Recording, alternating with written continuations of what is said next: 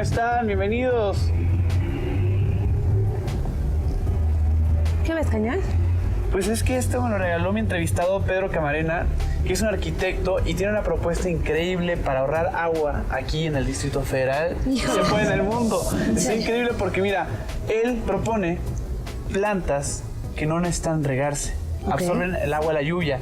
Y entre esas plantas está el palo loco, romerillo, lengua de vaca. Hay un buen de plantas que crecen muy grandes, muy bonitas y hasta algunas flores se pueden comer. O sea, no es una rama ahí seca y fea. Son hermosísimas. ¿De veras hecho, se puede? Mira la entrevista que hice con él. A ver.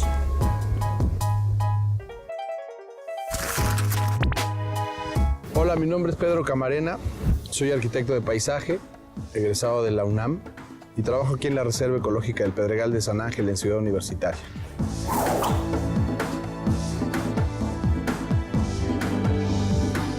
Máster Pedro Camarena. ¿Qué huele, ¿Cómo andamos, hermano? Muy bien, ¿tú? Qué gusto. Igualmente. Muy bien, disfrutando de esta pequeña lluvia que nos está alcanzando, ¿no? Y hablando de lluvia, pues me contaron que tienes un proyecto que nos podría ahorrar mucha agua en la ciudad, ¿no? Precisamente tiene que ver con las plantas. Así es. Y como ejemplo principal tenemos aquí un pasto de los cuales requiere mucho riego, ¿no? Así es. Cuéntame sobre el proyecto. ¿Cómo no? Primero, pues bienvenido. Estás en la Reserva Ecológica del Pedregal de San Ángel de Ciudad Universitaria. Y este es el jardín demostrativo de plantas nativas del Pedregal. Este proyecto nos trata de hacer conscientes a toda la gente que vive en los pedregales de la Ciudad de México de que hay una gran cantidad de especies de flora que pueden utilizar en sus jardines, en aquellos jardines donde todavía hay afloramientos rocosos, y que estas especies con estas lluvias de verano pueden sobrevivir durante un año, ¿no? Hasta que vuelven las lluvias. En cambio, estos pastos que comúnmente se usan, es el césped que se usa normalmente en todas las casas, en todos los parques y en todas partes. Es un pasto que cuando viene la época de secas en esta ciudad, se pone amarillo y se muere si no lo riegas, ¿no? Entonces, estamos tratando de hacer conciencia de que se usen más estas especies que las especies exóticas que requieren de más cuidados, ¿no? En eso consiste básicamente El proyecto. Y crear otro tipo de visión, ¿no? O sea, por lo general esto crea, pues, el pasto, sí, es un panorama, pero por otro lado tenemos estas plantas que no consumen tanta agua y al mismo tiempo crean otro tipo de panorama, ¿no? Así es. Estas plantas, aparte de no consumir tanta agua, como lo mencionas, le brindan hábitat a muchos de los animales que han evolucionado en estos pedregales desde hace muchos años. Hace 2000 años que hizo erupción el Xitla aproximadamente. Desde ese tiempo ha ido evolucionando la vida en este sustrato rocoso, de poco suelo, de mucho sol y de poca agua. De mucha agua en verano, pero de poca durante la otra época del año. Así que las plantas que pongamos en nuestros jardines de estas especies, de este ecosistema, le brindan un hábitat a todos esos insectos, más de 800 insectos, reptiles, aves, pequeños mamíferos, en fin, una gran cantidad de animales que forman cadenas alimenticias con estas plantas. Es decir, se forma una red y un ecosistema de vida silvestre. Y si nosotros metemos estas plantas en nuestros jardines, estamos ayudando a que esa red se multiplique.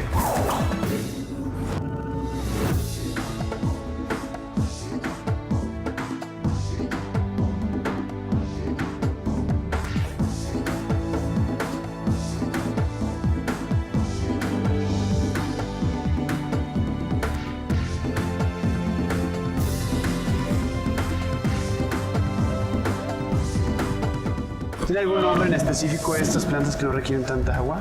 Sí, el nombre con el que se le conoce a los matorrales que no requieren de tanta agua es matorral xerófilo. Es decir, plantas que requieren de poca agua para sobrevivir, de ambientes secos. Tú recuerda que el país es 70%, el 70% del territorio nacional es un territorio semidesértico y desértico, ¿no? Digamos que del altiplano de la zona central del país hacia el norte se empiezan a volver, las ciudades están en desiertos. Monterrey es un claro ejemplo, ¿no? Sí. Ciudades muy secas, con climas extremosos, con poca disponibilidad de agua. Así que estas plantas vienen muy bien para aquellas ciudades que quieran reforestar, pero que no tengan mucha agua para dotarle al riego y al mantenimiento de la vegetación urbana.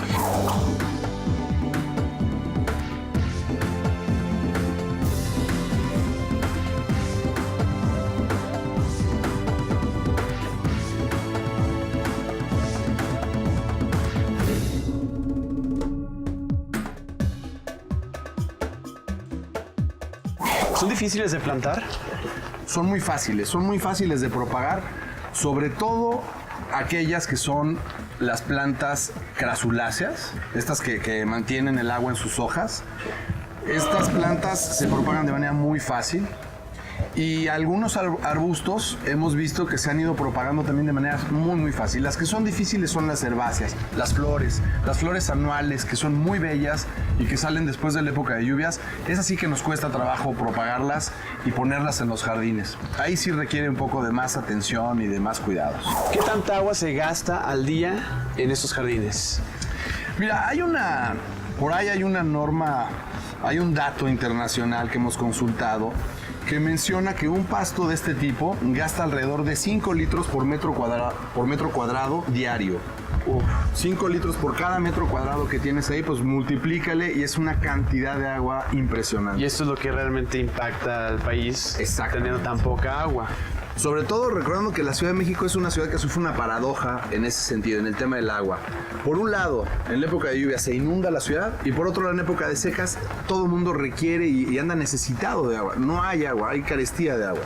Entonces tiene esa dualidad, es paradójica y el problema es que no podemos estar tirándola en zonas que consumen toda esa cantidad de agua, ¿no? En plantas que consumen esa cantidad de agua. Las plantas, insisto, las plantas del Pedregal, con las lluvias del verano es suficiente, con eso se riegan y hasta el próximo año vuelven a utilizar el agua que les cae de las lluvias.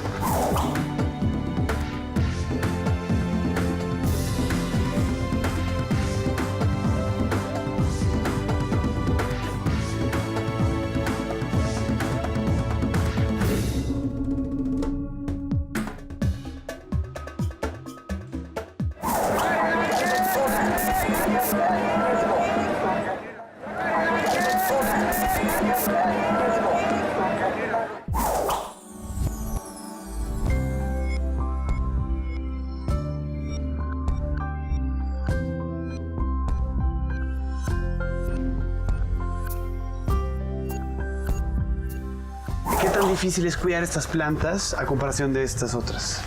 Mira, no es difícil, al contrario, yo te diría que el mantenimiento es muy sencillo.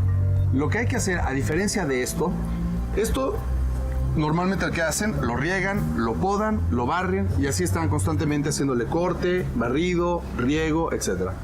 En aquellas plantas que ahora vamos a ver, ahora que empecemos a hacer el recorrido por ahí, te vas a dar cuenta que el trabajo que hay que hacer es seleccionar las que se quedan y sacar las que no se quedan. Hay muchas plantas, muchas malecitas por ahí que vuelan sus semillas y que empiezan a rellenar todas las jardineras que tienen planta nativa. Lo que hay que hacer es diferenciarlas, ver cuáles son las nativas y cuáles no, y sacar las que no son. Así que ese es todo el mantenimiento que hay que hacer.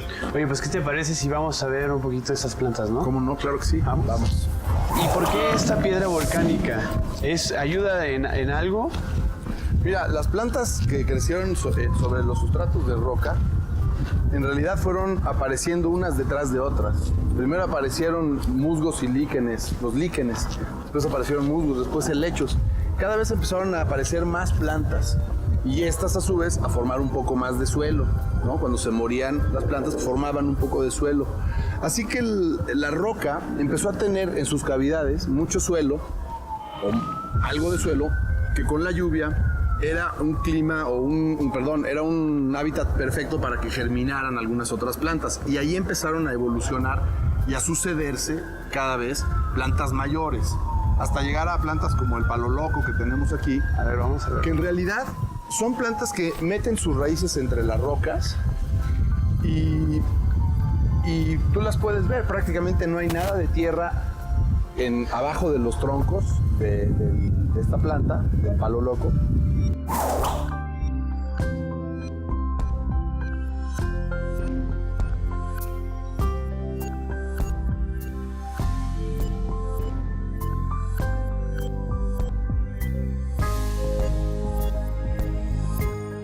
Mira, Cañas, este arbusto, que es una planta emblemática del Pedregal, se le conoce como palo loco.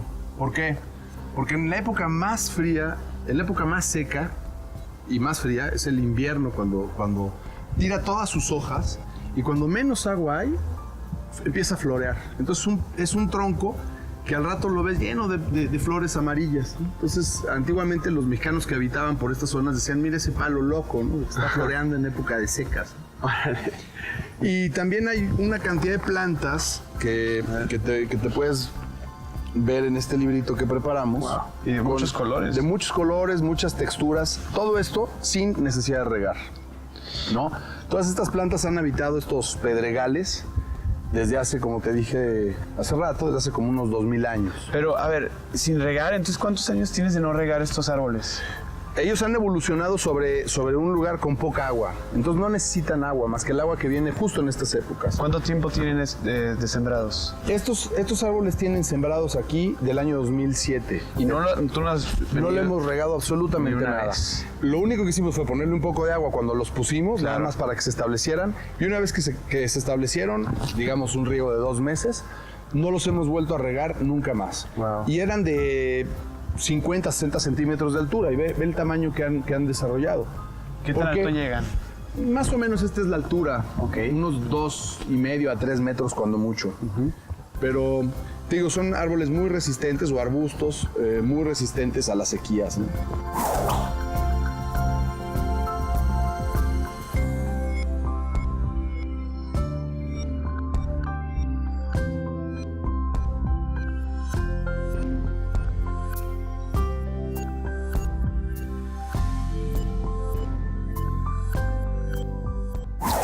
Este paisaje desgraciadamente se ha ido acabando. Esto cubría 80 kilómetros cuadrados en el sur de la Ciudad de México. Y la mancha urbana ha crecido tanto que, como puedes ver en esta foto, prácticamente el paisaje del Pedregal ha desaparecido. O sea, se ve todo oscuro aquí y blanco por completo. Prácticamente desapareció. Entonces, al hacer un jardín de estos, estás colaborando en rescatar el ecosistema que había antes de que la ciudad le creciera encima a este Pedregal. Por eso invitamos a la gente a que se convierta, si vive en Pedregales, a que convierta sus jardines con estas plantas. Aquí tienes otra de las plantas emblemáticas de la reserva. Ok. Esta se llama Dodonea viscosa. Y es un arbustito que, si te fijas, tiene una hoja cerosa. Es una hoja como si tuviera una cerita arriba que impide que el agua se evapore, que evapotranspire es el nombre correcto, ¿no? Qué sencillas palabras, ¿verdad? Qué sencillas. Y entonces esto le ayuda a la planta a mantener el agua, a retenerla. Y entonces tú puedes ver en época de secas el matorral todo seco y estos arbolitos, estos arbustitos con sus hojas bien verdes. Son plantas que aguantan muy bien para la reforestación urbana. Órale. Y así como hay estrategias en arbustos, hay estrategias en otro tipo de plantas. Ve, por ejemplo, los agaves. Este no es el agave del tequila, que hace rato me dijiste tequila. Sí, ¿no? pues me vino a la mente así muy rápido, ¿no? Ajá, claro. Mucha gente asocia agaves y tequila. Claro. Este es el agave del pulque, más bien, que es otra bebida muy mexicana Como y muy hermano. importante y muy sabrosa. Es como el hermano. Es como el primito. Ajá. Y como puedes ver, es una planta muy bonita, de muy buen porte, grande, con unas hojas que igual almacenan el agua. Y lo interesante de esta planta es que cuando florea es porque ya se va a morir. O sea, imagínate, el día que se va a reproducir es el día que se muere. O sea, Wow. se florea una vez en su vida Es como y ahí termina. de esas cosas raras de la vida natural, ¿no? Así es. Como las mantis que se come a... Una cosa de esas. Al macho, una cosa Sí. así. Oye, Pues sí, y son lo que tú esas me decías algo bien importante es que esas plantas, pues más que nada no hay que estarlas como podando, no hay que dejarlas crecer. Yo soy de esa idea, ¿no? La idea es que las plantas, mientras más al natural están, son más bonitas. Hay una escuela de paisajismo, que es la escuela francesa, que nos ha dado clases y nos sigue dando clases desde hace 200 o 300 años. Y es esto de estar haciendo las plantas, geometrizarlas, ¿no? Hacerlas como conos, hacerlas cuadraditos, cubitos, esferas. En lo particular pienso que ese es un tipo de jardinería, pero que no se debería extender en todas partes.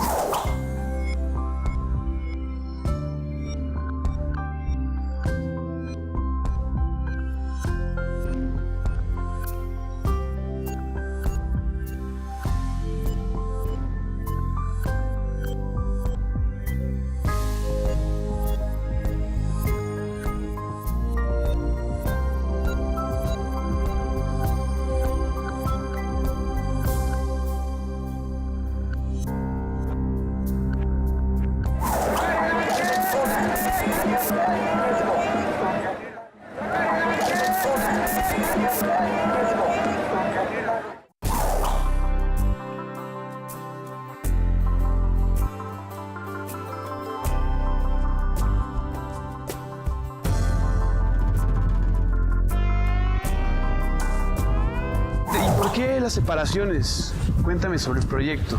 Bueno, el proyecto. Mira, yo me dedico a la arquitectura de paisaje. En realidad me gusta decir mejor que soy jardinero. Me gusta más decir que soy jardinero. Pero bueno, la carrera se llama arquitectura de paisaje.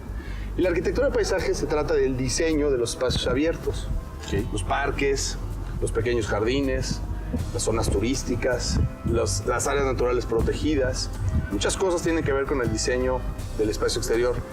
En este caso, el diseño trata de ser como... ¿Te acuerdas esas antiguas boticas o farmacias que había donde en cada cajoncito había una medicina y una cosa diferente? Creo que no me tocó, man. No te tocó. Eres muy joven. Creo que no somos de la misma época. Era de mis abuelos. Pero bueno, todavía por ahí me tocó ver una que otra. Ahí veías en cada compartimento, veías una medicina para cada cosa, ¿no? Bueno, pues de esto se trata un poco, que cada compartimento de estos tenga una de las especies más importantes, digamos, para el diseño de paisaje.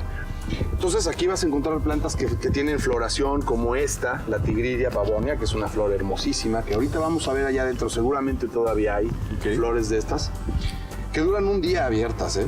Un día se ve la flor y al día siguiente ya se cerró. Y hasta el año que entra. Wow. ¿No? Son flores de un día. Caprichosas. Caprichositas, sí. Y por ahí también encuentras plantas como esta otra, que es una planta que les encanta a las mariposas, se llama Asclepia, y que tiene este como algodoncito, que lo que hace es que vuela. Ándale, mira, aviéntalo. Vas a ver cómo se disemina la semilla de manera... con el puro viento, ¿no? Ahí van las semillas y se esparcen por todo el jardín y se llena. Originalmente no estaba planeado en el diseño que pasara esto, pero la naturaleza nos gana. Y por más que lo fragmenté y por más que hice jardineras y dije cada quien en su lugar, la naturaleza me rebasó.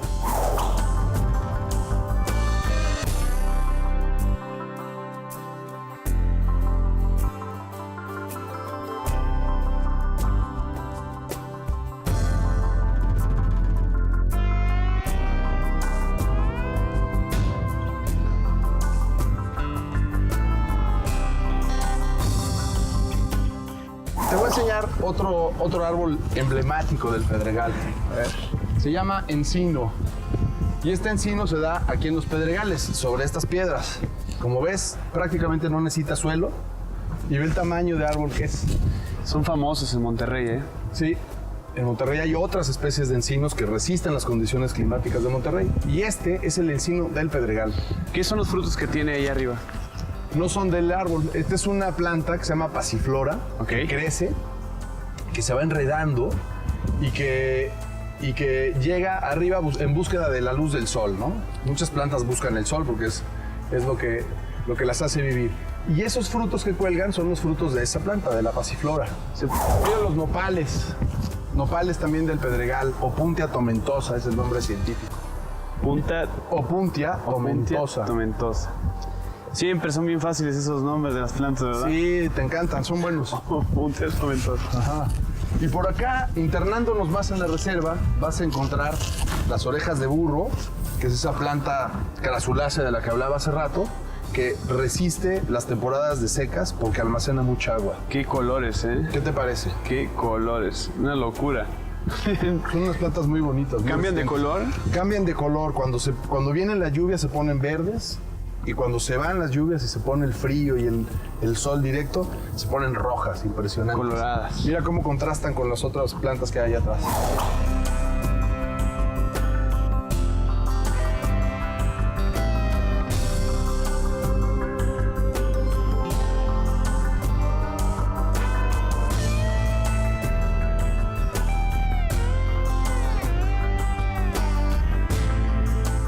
Esa es la parte, yo diría, la parte extrema de las plantas.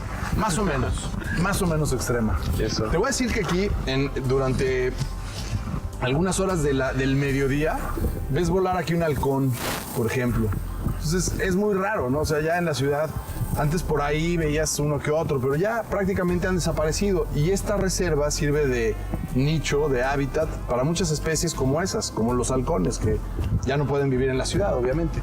Y eso se debe a que todas estas plantas silvestres que estás viendo aquí, la jarilla, este de acá, que también es un senecio, le dan vida a muchos animales que son comidos por otros animales que al final son comidos por el halcón.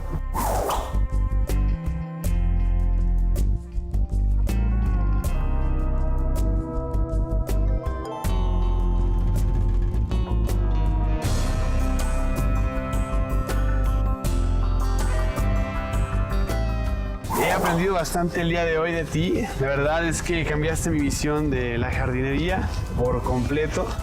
Y pues vimos de todo, ¿no? Comimos flores, las orejas de burro, vimos como los frutos que dan para hacer té, claro, que hay que cuidar la medida. Exacto. Y aparte el proyecto, tu proyecto que está increíble y creo que funciona bastante para esta ciudad como el Distrito Federal, que gastamos montones de agua. Ojalá y pronto veamos este proyecto por toda la ciudad. Pues mira, por lo pronto lo vamos a ver en Ciudad Universitaria. Te regalo la guía para el diseño de los jardines de Ciudad Universitaria. Y espero que pronto, cuando regreses acá a la universidad, puedas ver cómo ha ido cambiando la jardinería y cómo hemos reducido el gasto de agua. Buenísimo, Cañas. Es que, ¿sabes qué? Es un tema como muy actual porque el agua es un recurso que sí se acaba, ¿no? Y lo estamos viviendo en muchas ciudades de todo el mundo. Entonces está súper interesante. Yo creo que deberíamos de subir algunos links aquí a Nómada para dar consejos y bueno, que el mismo arquitecto te dijo muchas cosas que se pueden poner ahí. Por supuesto, ¿no? Ustedes pueden entrar a nuestra página y checar toda la información. Nos vemos, chavos, cuídense mucho. Adiós.